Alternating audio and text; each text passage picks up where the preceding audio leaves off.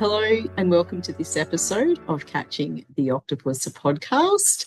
I'm your host, Niomi Hurley, and today I wanted to talk about managing anxiety and how anxiety can present. And also, maybe towards the end, talk a little bit about one of the tools I use for clients with anxiety, which is RTT. And also in the middle, talk about another tool I use, which is kind of the looping thoughts ladder that I learned through my training with Marissa Peer when I did my hypnotherapy RTT training. Now, those of you that are watching via Zoom, you're in for a bit of a treat because I'm going to use a bit of an example on the Zoom whiteboard. But if you're listening in, you'll still be able to get a gist of how that kind of works. And I must admit, anxiety and worry clients are my favorite. And I'll tell you why. They're my favorite because their minds are the most amazing. So our minds are designed to create things for us that keep us safe. It's pretty much the primary job of the brain is to keep us safe. And so what can happen is the mind will pick up on cues, events, things that are happening around us, people, those sorts of things. And then it'll create its own little story in the mind, and then it'll show up in ways to create safety around that. And one of those ways that it can show up is through anxiety, through stress, and through worry. And the reason why it does that is because if we're suffering from anxiety from something, then we tend to normally avoid it. And if we're avoiding something, then that's only actually going to prevent us from being exposed, and then it's going to keep us safe. Now, this is a human design feature that stems from way back when. So if we were living in a tribal environment and we were living off the land, if we came across a plant that was unfamiliar to us, we needed to be dubious about it. We needed to be a bit anxious about it, a bit worried about it, because we didn't know if it was edible. We didn't know if it was going to harm us, if it was, poisonous. So anything that's unfamiliar, the brain will automatically categorize as unsafe for most of us. Now, there's some people that are able to override that, and there's thrill seekers out there and adrenaline junkies that love the fact that their body's going into an adrenaline override when they're doing things that are unsafe. This episode probably isn't for you, right? But so if we came across an animal we hadn't seen before, again, it's unfamiliar, it's unsafe. If we came across a tribe or people that we hadn't seen before, again, they're unfamiliar, it's unsafe. And so this has been an evolutionary blueprint within us that even as we've evolved into society as it sits now, anything that's unfamiliar to us is unsafe. And so what our brains will actually tend to do is if we don't override that and push ourselves to do those things that take us outside of the comfort zone or push our comfort zone boundaries, then we're going to be experiencing anxiety.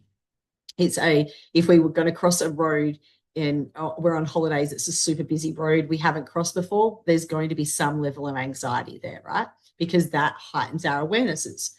So physiology, when we're looking at that and thinking about anxiety, we've got things like the brain becomes more focused and alert. It drops off all the peripheral things and is hyper-focused on the issue that is potentially going to cause jeopardy to our safety. It increases our breathing. So the brain then goes, right, okay, I've got to send resources and I've got to do some stuff here that's going to set the body up for success in case this actually isn't safe. So we're going to increase the breathing. Increasing the breathing, then the rate of breathing increases the oxygen that's going through the body, and the more oxygen, the more the muscles and the brain are able to perform at the level they need to. So the heart rate is also going to increase because we need extra blood going to all of these spaces. Sometimes there may be a little bit of an adrenaline increase as well because we want to remove any pain that we may be feeling if we have to go into a fight space. So when we've got anxiety, we're either in that flight, fawn or freeze, or fight. So fight, flight, and fawn or freeze. So we're going to one of those spaces. So if we're going to fight, we need to be able to have a body that's not going to be prone to injury or not impacted by that. So we need to minimize the pain levels. We need to increase the adrenaline. If we're going to be, and we also then need to make sure the muscles are all at their maximum capacity and vibrancy. So the increased oxygen, the increased blood to all of those major muscle groups that we need to have. If we're going to flight, if we're going to run, again, we need to have that burst of energy. We need to have adrenaline there. We need to have all the muscles reacting and being there. If we're going to fawn and freeze, then we need to be able to be as still as possible. So we need to be able to have hypersensitivity of what's going on around us so that we can have the awareness that we need to have. And so the brain in this space then also goes, well, look, you don't really need that much cognition, right? You need to be hyper focused on exactly what you need to hyper focus on, but everything else can drop away. And what I'm going to do is those resources, I'm actually going to send them to the muscle groups. So a lot of the things are muscle memory responses. They're not actually thought through calculated responses. Now, this can pose an issue to us when we're in the everyday, because in every day, if you're in a corporate situation or if you're in a family relationship situation or any other situation where you're set and put into a fight, flight, or freeze fawn response, then you're not going to have the high level of cognition. So if you're coming up to exam time and you've got exams and you've got high anxiety about your exams, you're not going to be thinking as clearly. You're probably not sleeping as well. Your body is probably responding as well. Issues around the stomach happen because the stomach resources doesn't really need to digest. We don't want to digest food or anything like that right now. Or what we do have in food, we need to get rid of. So you may be urinating more. You may increase your back end as well more, right? Trying to get those things out. Might get diarrhea. So physiologically, it'll affect us, and cognitively, we're reduced capacity. So that's why also when someone gets into a high anger response, right? Because that's the fight response that comes from the fight, flight, freeze, fawn. Then that is going to mean that they're not making good decisions there either. So later on, it's like, oh, I'm so sorry, I shouldn't have said this, I shouldn't have done that, right? Because they're not thinking and behaving clearly. And that's why it's so important, and I talk about all the time, is maintaining those three things we can control: the way we think, the way we feel, and the way we behave. And once we get a better grip on that, then we're able to manage these situations a lot more productively and a lot more effectively. So going back to why they're my favorite clients is because the people that show up in the space of being able to create a scenario that needs to be feared when it's just a day-to-day occurrence for many others means that their brain is highly creative. It's highly genius. It's amazing. It can create amazing things for them.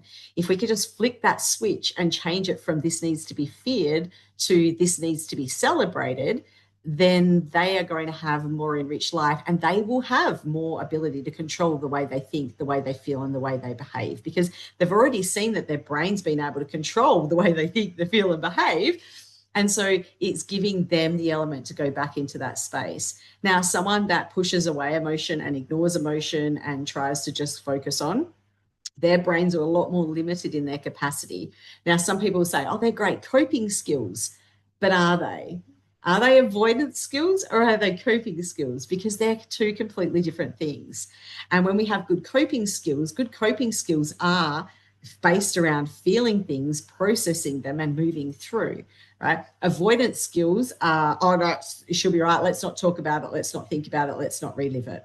And that poses a whole nother range of issues, because someone that's avoiding will then end up with physical issues, because the energy that they're not processing, the energy that they're, to be the emotional energy connected to that, the thought energy that's connected to that, is being stuck in places, and it manifests as physical ailments. So you'll find a lot of people that have a lot of anger that don't actually process that anger, or maybe will have knee problems. People that have things from the past that they haven't focused on or healed will have back problems. People that feel like they're pressured on society but don't go through and process that and do something with it will have shoulder problems. So it can come in lots of different ways. And even when I had frozen shoulder, I did RTT session on that with a colleague of mine, and it came out that there was a lot of perceived pressure from myself, from what my brain or my subconscious mind had picked up over the time, that I felt like I needed to be the everything. And so it was like the weight of the world was on my shoulders, right?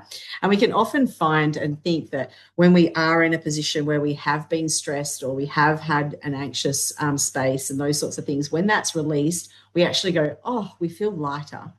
And that's because those thoughts and those feelings are creating a heaviness around us, the energy connected to those, because thoughts are things. So when there is a pattern, right, to people when they're going into a space where they're going to be experiencing anxiety or experiencing anxiousness, there is a pattern that happens with that. And that's now what I want to talk about and look at the looping thoughts ladder. So here's hoping that the people on YouTube are going to be able to see this. And the people, if you're listening to the podcast audio, if you can get access to a pen and paper now, if you're driving or you're in the middle of something, sorry, you'll just have to listen and maybe revisit this later. But if you have access to a pen and paper, I want you to grab that now. And I just want you to draw on the paper kind of two ladders. Now, when I say ladders, I just want you to draw two lines straight down the page. So split the page in two. On the left side, draw two lines down the page, and then intercept those lines with two lines intercepted. So it's going to give you a space at the top for thoughts, a space in the middle for emotions, and a space at the bottom for behaviours. Then on the second half of that page, on the right-hand side, I want you to do exactly the same thing. And that's what I've done on the whiteboard here in the YouTube in front of us now. So on the left, what we're going to do is we're going to fill that with things that are aligned with someone that's having anxious thoughts and suffering or going into a space where they tend to potentially suffer from anxiety. So let's start here. I'm just going to make this wording a little bit smaller so it can fit in. So what are some of the thoughts that someone are thinking when they're thinking anxiously or when they're thinking of anxiety? So first one will probably be something is going to go wrong. I'm making these up. You can have your own when you do this. I don't know what I am doing. Just 1 second. I'm going to get the extra eyes to help me with this one. Don't know what I'm doing. It won't work out. Maybe I'm not good enough.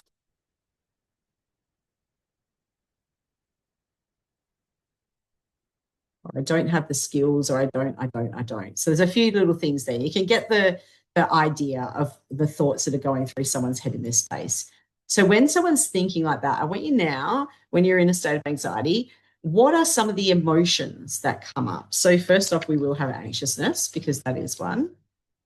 Maybe there's some fear. For some people, there can be sadness. It can also be frustration. What else can we feel when we're feeling anxiousness? Fear, sadness, frustration, withdrawal as well in that space. And then that also leads us into the behaviours, right? Because when we're in the behaviour space, we can withdraw when we're feeling anxious. We can make poor decisions. We can react rather than respond. We're probably not taking risks. We're probably playing really safe in the things that we're doing. And we're probably not going out and socialising and those sorts of things. So keeping to ourselves as well a lot of the time. You may also be having a lot of negative talk to others and to self, right? To self when we're in that space.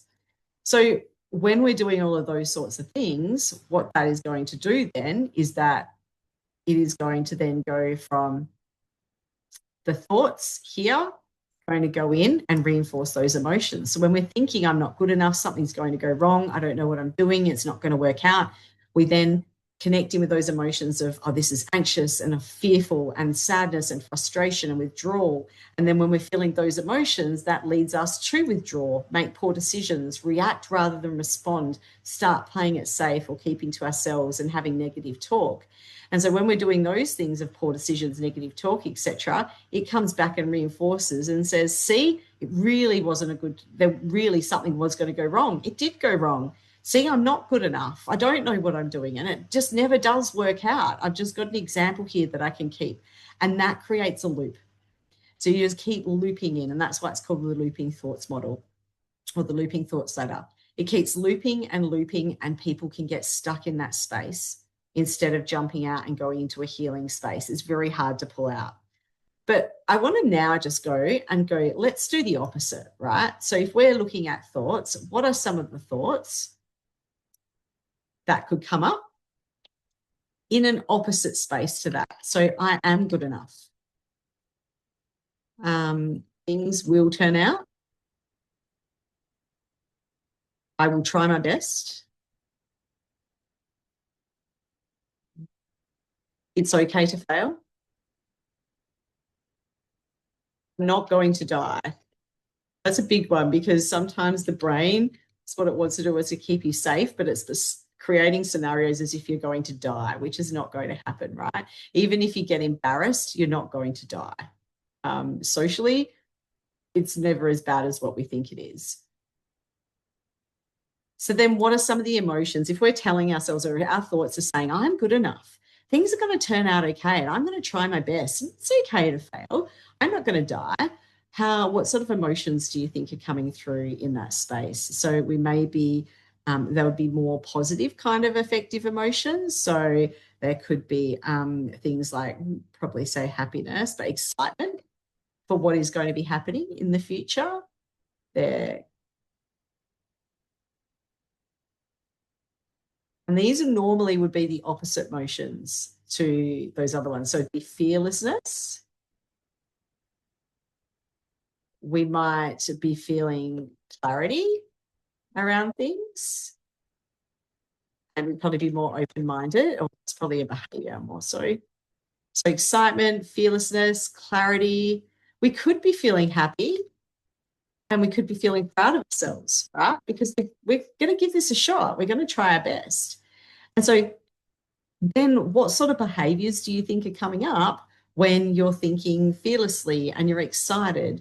You're probably going to try new things, probably going to take more calculated risks, probably got more positive self-talk, and to others as well, probably being taught and to others. You're probably getting out and enjoying activities and experiences,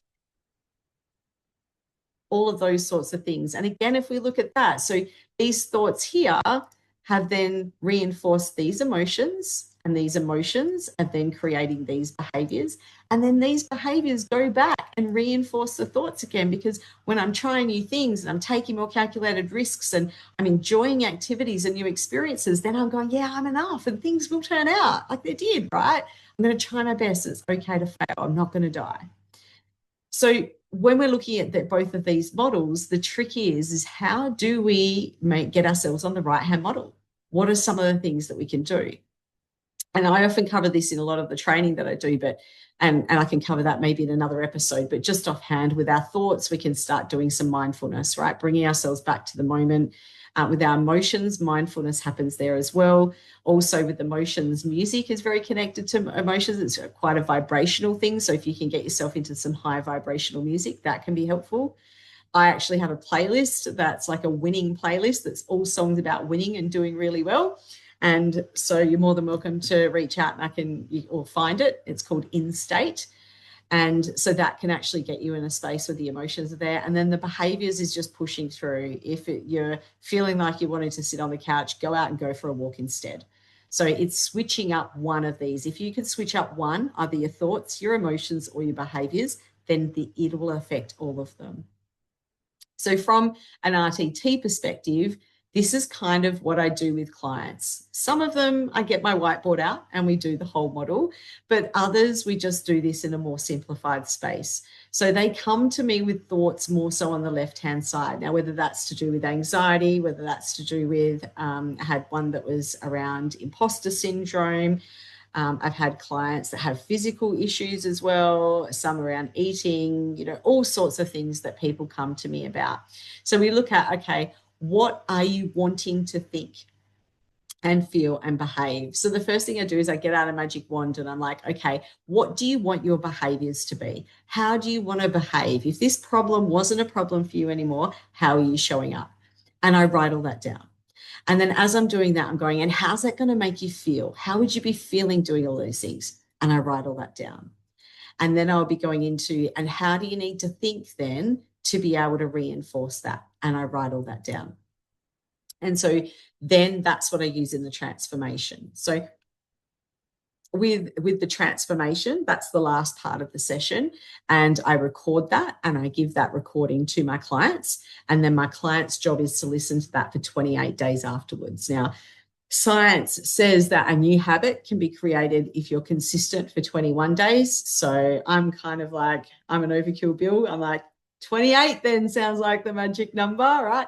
So my clients then listen to that for 28 days, and then I will check in with them, and then we'll see if they feel like they need another session or if they've actually realized what they want to realize. And so first off with the session is we sit down, we go through the induction process, get people really relaxed. It is facilitated through hypnosis. And then we actually go in and we do some regressions. So we go back and we go, okay, this is the presenting problem here.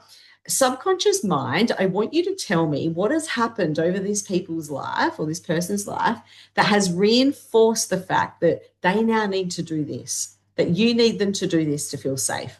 And so we have different scenes come up that we actually go through and unpack. It's kind of like a jigsaw. Sometimes there's one major one, but most of the time it's lots of little ones that have just compounded and confirmed this space that the person's in. Then we unpack that, process it. There is a little bit of energy work in there where we release the part and we let that go so it no longer has hold. And then we go into that transformation. And it has some pretty amazing results. I've had one of my clients who came for anxiety to me. Her main scene was when she was 4 years old. She said to me up front before we even did the session that she had a great childhood. Her parents were amazing. There's nothing traumatic that jumps out to her. So one of her scenes was 4 years old, went into her parents because she'd had a nightmare, and her mum, like most of us, said, okay, no worries, love, go back to bed. And her little brain then told her, or subconscious mind grabbed on the fact and went, your mum is amazing. She's like the best mum in the world. And if she can't show up when you need her, then no one else is going to be able to. And so that then was reinforced through a few different scenes. And afterwards, she actually said to me, she goes, I'm so embarrassed. That's like such a silly scene. And I'm like, well, we can't be embarrassed, because how the subconscious mind works is when something happens at a particular age, it is imprinted at the cognition of that age. So that happening at 4 years old, when the subconscious sees that, it sees it as the cognition of a 4-year-old. If something happened when you were 6 or 8 or 10 or 15, it's stored in your subconscious at the cognition of a 6 or 8 or 10 or 15. And that's why a lot of the times when we try to consciously bring these things through or consciously make changes, the subconscious is like, yeah, I get what you're saying, but, and it goes back to that level of thinking. And a lot of the times when we're children, we don't have the agency to be able to create change for ourselves. We're relying on caregivers for our safety, and we're relying on external factors for our safety. So we don't have a lot of internal agency to be able to make those changes. And so what the whole idea of RTT is going in there at a subconscious level, pulling them out. And while the brain waves are sitting at the subconscious frequency, is saying, okay, subconscious, we're now going to upgrade these new beliefs into the cognition of where we sit now. We're going to show you that, yes, as a child, it was totally necessary to be feeling, thinking, and feeling like that. Thinking, feeling, and behaving like that. But now as an adult, I could just walk away from a situation like that. Or I'm now allowed to have boundaries. I don't have to put up with that anymore. Or I can push someone away, or I can tell them to get effed, or I can do this and I can do that. And so then the subconscious mind's like, oh, okay, yeah, cool. That's really great, because it's being done while you're in that brainwave. And then we go through and do the release and we do the transformation. So it's a really simple process, but it's really powerful. And, Tony Robbins, when I did his Unleash the Power Within, has a very similar process that's done. Now, he doesn't put people under hypnosis, but he gets you to really think deeply, and he calls it what does he call it? What's the Dickens theory is what he calls it. So he gets people to actually sit there and look at the past and how that's influenced things. He gets people to look at the future and where they want to be. So where's the gap in that? And then looks at the now, and then what changes need to happen now. And he gets people to write down those changes as we go through. He uses music, he uses silence and deep thinking to get people into a space. So same sort of thing. It's exactly what we're doing in RTT. We're going, okay, here's the issue now. We're going to look at the past, how that's influenced us. And now we're going to look at, okay, the future, which is going to be in the transformation. And then what do we need to do day to day to be able to live and experience that future moving forward? So I hope that's been helpful. I know when I share this with people, a lot of them are like, yeah, that's a really great tool. And so the beauty of that is you can do this anytime. If you're actually feeling yourself falling into that negative self-talk at any point in time, you can get out your piece of paper, you can write down, you can put those boxes in there, you can draw your ladders up, and you can start going, okay, what am I thinking right now? What are these thoughts that are coming through? Okay, now how is that making me feel? What are some of these emotions? And then how is that making me show up? Or I'm not socializing with friends, or when I do, I'm quiet, or I'm not relying, I'm not reaching out for help, I'm not doing X, Y, Z, A, B, C. And then going and going, okay, now what's the opposite of this? What do I need to think? How do I need to feel? How do I need to behave? And then the invisible column is what are the strategies that I can use to get myself to start thinking, feeling, or behaving in one of these aspects? Because I know if I do one, the rest are all going to follow. Now, there's some other little tips that you can do.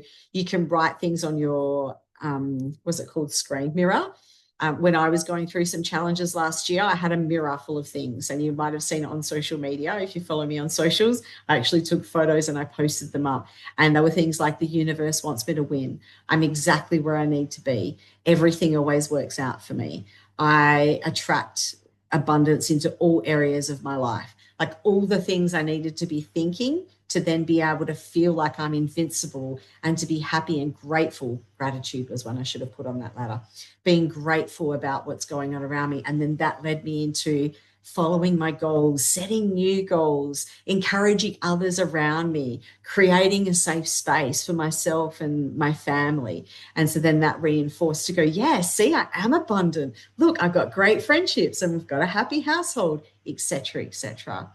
So give it a shot. Some of the other things, as I said, mindfulness, music, meditation is amazing. I know a lot of people say they can't meditate, but I'll have to do a bit of a podcast on meditation to show people that it doesn't have to be the stock standard. For myself, I'm undiagnosed, but I feel like I've got ADHD. Probably would have picked that if you've been following me for a while. And so meditating is really difficult for me some days. I can't get to a quiet space, but I follow a bit of a process and a routine so that there are times where I have been off with the fairies. And the whole concept of meditation is to teach your brain that you're in charge. So if you can't sit quietly in meditation, then you are someone that needs to start meditating, right? So there's meditation, there's music, there's if you play a musical instrument, that's really helpful too, because there's joy in that, and there's also vibrations that come with music. If you're going to listen to music, don't listen to all the poor me love songs or really death metal that's really anti-love and it's all about hate. Listen to those songs that are about winning, that build you up, that you're brave, or that you are the one, or, We Are the Champions by Queen, all of those sorts of songs that are going to lift and elevate.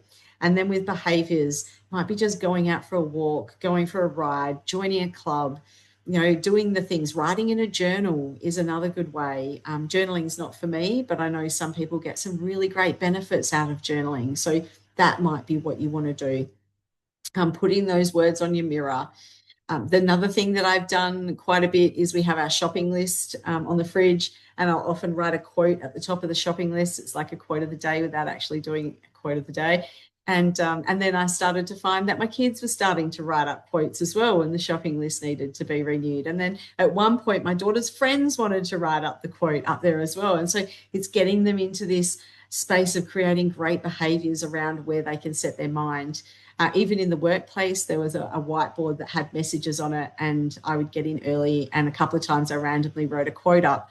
Now, not only was it inspirational in the quote, then it was the office hum of who wrote that quote, right? And it created a lot of conversation and social interaction in that space, and it increased the vibe. So it's kind of what it's about, because the left-hand side, those thoughts, those emotions, and those behaviors, you probably can see they're very low vibrational stuff, right? They're heavy.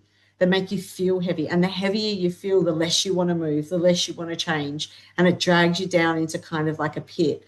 And so the idea is to flip across into things that are sitting at a higher vibration. Because when you're higher vibrational, then you are looking for things to maintain that. You do have that optimism, and you are creating positive change and modeling for yourself and the people around you.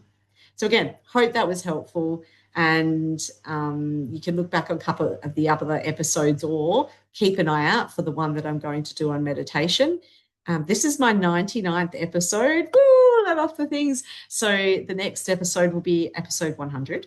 And I'm looking at doing something a little bit special for that. So tune in, keep your eye out, and I look forward to serving you in the next 100th episode.